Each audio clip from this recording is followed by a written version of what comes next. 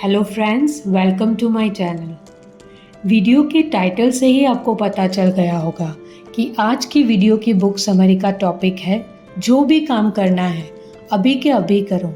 So book name is do it today. ये book के author कहते हैं कि वैसे तो प्रोक्रेस्टिनेशन या डिले करना ये एक कॉमन प्रॉब्लम है जिसमें हम किसी ना किसी रीज़न से अपने काम को या तो करते नहीं या टाइम निकलने के बाद करते हैं, जिसकी डायरेक्ट इफ़ेक्ट हमारी प्रोडक्टिविटी पर पड़ती है और स्लोली ये अनप्रोडक्टिविटी हमारी लाइफ में नेगेटिविटी को जन्म देती है, जिसकी वजह से हम दुखी या परेशान रहते हैं। काम को पूरा करने का सबसे अच्छा तरीका है हम इमीडिएट एक्शंस लेकर काम को पूरा कर लें, बट ये हमेशा इतना इजी नहीं होता और इसे आसान बनाने में ये बुक समरी काफ़ी हेल्प करेगी। Procrastination is the thief of time means काम को डिले करना टाइम की चोरी करना है। कभी ना कभी जो काम हम एक दिन में कर सकते थे उसको हम एक वीक में भी कंप्लीट नहीं करते हैं और इससे हमारा इतना टाइम वेस्ट होता है कि हमें रियलाइज़ भी नहीं होता। The urgency of now, immediate he action ले। ऑथर कहते हैं हर एक मूवमेंट हमें किसी न किसी चीज़ को एक न्यू अपॉर्चुनिटी देता है और डिले करके या कोई एक्शंस ना लेके हम वो मूवमेंट को खो देते हैं जो आगे बढ़ते और सक्सेस की तरफ एक अपॉर्चुनिटी लेके आया था। इसीलिए ऑथर हमें सजेस्ट करते हैं कि वो स्टेप कितना भी छोटा क्यों ना हो, पर स्टेप तब ले जब उसकी नीड हो। टाइम निकलने के बाद एक्शंस लेना ट्रेन छूट जाने के बाद पकड़ने जैसा है जिसका कोई बेनिफिट नहीं होता। प्रोक्रेस्टिनेशन को ओवरकम करने के लिए हमें काम को छोटे छोटे स्टेप्स में डिवाइड कर लेना चाहिए, जिससे काम करने में आसानी होगी और उसे करने में ज़्यादा सोचना भी नहीं पड़ेगा। और दूसरा एक तरीका है कि हम अपने लिए डेडलाइन सेट करके काम करना चाहिए। बिना डेडलाइंस कोई भी काम टाइम पे ख़त्म नहीं हो पाएगा और काम पूरा करने पर खुद को प्राइज़ या रिवॉर्ड देना ना भूलें, जिससे आपको मोटिवेशन मिलता रहेगा। ओवरकमिंग डिले, ये समझने के बाद कि प्रोक्रेस्टिनेशन होता क्या है, अब प्रोक्रेस्टिनेशन का रीज़न समझना होगा। प्रोक्रेस्टिनेशन के पीछे मोस्टली साइकोलॉजिकल रीज़न होते हैं। डिले का एक मेन रीज़न होता है डर। कोई फेल होने से डरता है कि दुनिया उन्हें फेलियर की तरह याद रखेगी। इससे और एक रीज़न है लैक ऑफ मोटिवेशन और lack of self discipline. Delay को कंट्रोल करने के लिए सबसे ज़्यादा इम्पॉर्टेंट है सेल्फ डिसिप्लिन और willpower. Self discipline means अपने इम्पल्सेस पर कंट्रोल करना और व्हील पावर मीन्स अपने गोल को अचीव करने की कैपेबिलिटी। ये दोनों क्वालिटीज़ अगर हम डेवलप कर ले तो ये हमें ट्रैक पर रखने में हेल्प करेगी। मास्टर प्रोडक्टिविटी, अपने काम को एफिशिएंटली और इफ़ेक्टिवली करने को प्रोडक्टिविटी कहते हैं। प्रोडक्टिविटी सबके लिए बहुत ही इम्पॉर्टेंट है, चाहे वो पढ़ाई हो, जॉब या कोई भी फील्ड। प्रोडक्टिविटी इम्प्रूव करने की कई टेक्निक्स ऑथर ने हमें सजेस्ट की है। Let's see this techniques. Time management, हम सब के पास एक दिन में 24 आवर्स है, फिर भी कुछ लोग 24 घंटों में दूसरों से ज़्यादा प्रोडक्टिव इसीलिए रह पाते हैं बिकॉज वो अपने टाइम को इंटेलिजेंटली यूज़ करते हैं।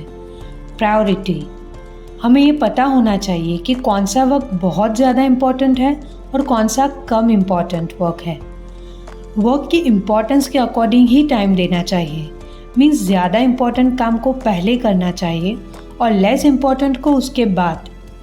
टास्क मैनेजमेंट, कुछ काम छोटे होते हैं और करने में आसान होते हैं, वही कुछ काम बड़े होते हैं और करने में बहुत मुश्किल।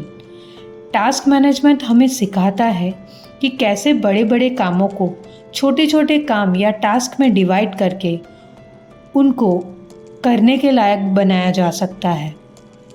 रिमूव डिस्ट्रैक्शंस, जब हम कोई वर्क करते हैं तो ऐसी बहुत चीज़ें हो सकती है जो हमें काम से डिस्ट्रैक्ट कर सकती है और हमें ऐसी चीज़ों से दूर ही रहना चाहिए। टेक अ ब्रेक, बहुत सी स्टडीज़ से ये पता चलता है कि कंटिन्यूस काम करने से हमारी प्रोडक्टिविटी पे नेगेटिव इम्पैक्ट होती है और वो कम हो जाती है।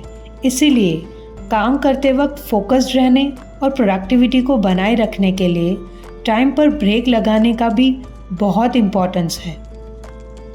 द पोमोडोरो टेक्निक, ये एक टाइम मैनेजमेंट की टेक्निक है जिसमें कोई काम को 25 मिनट्स के इंटरवल्स में डिवाइड किया जाता है।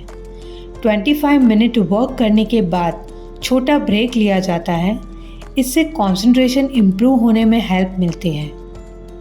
टाइम ब्लॉकिंग, ये टेक्निक में हमें वर्क को करने के लिए अपने शेड्यूल या कैलेंडर में टाइम फिक्स करना होता है, जिसे हम टाइम ब्लॉकिंग या कैलेंडर ब्लॉकिंग कहते हैं, जिससे हमें ऑर्गेनाइज रहने में हेल्प मिलती है। 2 मिनट्स रूल, इसमें छोटे कामों को इमीडिएटली कंप्लीट कर लेना चाहिए, उससे 2 मिनट का ही टाइम क्यों न लगे। ये करने से हम डिले करने से बच सकते हैं और इम्पॉर्टेंट वर्क के लिए टाइम निकाल सकते हैं। द पावर ऑफ हैबिट, हमारी डेली रूटीन हैबिट से बनता है। फॉर एग्जाम्पल, किसी को लाइफ में कोई भी फील्ड में सक्सेस अचीव करना है तो वो एवरी वीक एक अच्छी बुक पढ़ने की हैबिट डेवलप करता है।